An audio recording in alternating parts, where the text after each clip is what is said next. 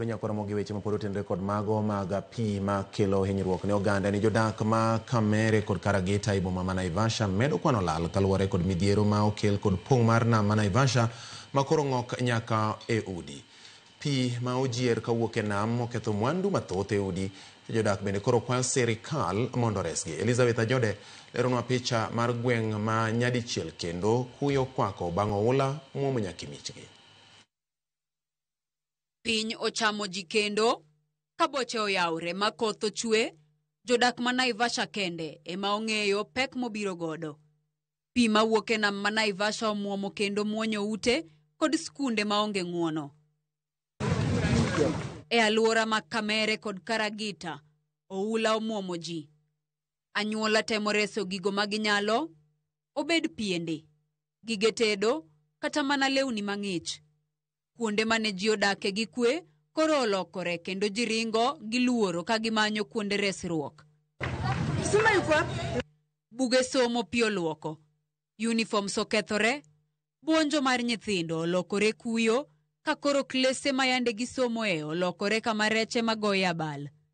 Ne ji mathoth e alworani, somb nyithindo nyalo biro rochore ok nikech jonyuol manyo omenda mag somo, to nikech gimanyo lowo motwo ma ginyalo luongo kaka dala.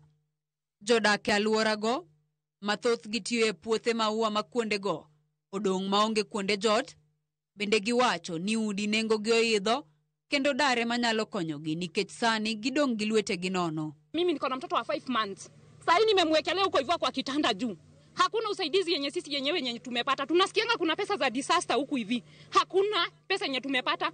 Sasa sina mshahara. Ninahitaji ninalipangwa 10,000. Mali penye ninaenda kupata nyumba, ninapata nyumba ya 20,000. Kwa Kenya ama tuyuko Kenya? Are we Kenyans? Hiyo tu ndio kitu yenye tunaweza taka. If we are Kenyans, we need help. Report wacho ni familia makwan gidiro malufa ng'wen piodaro. Chope, ute lamo, kata mana tesende magobila sani ni e bwo pi. Jodak goni kod luore wi tuoche manyalo tuch koda kech bende.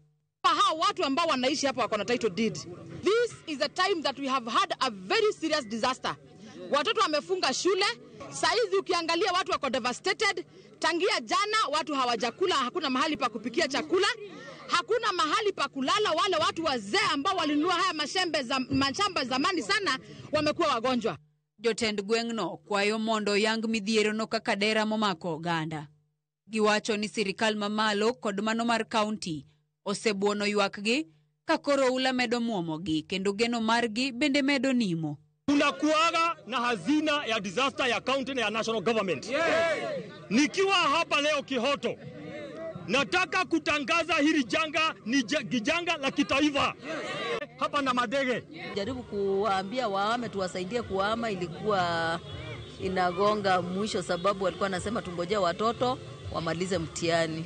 Not that mtihani inaisha kesho na wengine wamemaliza, tukaonelea kama county tukuje tuwasaidie na transport. Wengi wametafuta nyumba lakini wakashindwa kulipia gharama ya transport. 4,000 we are trying to see this week ni wangapi tutaweza kuhamisha wale wako ready, wale wamepata manyumba. Ne alufu mar ji maula odaro, thuolo nok. Jodak ma Naivasha koro chuno ni nyaka ked kod pek mogore kuomgi. Chunygi to opong' gi lit kod jok mane giyiero mondo ochwal duondegi. Giwacho ni kuomgi, ndalo koth ok en gweth. To en kinde makelo midhiero kod pek ma ok ging'eyo kama resruok margi biro wuokie. Elizabeth Ajode, Ramogi TV.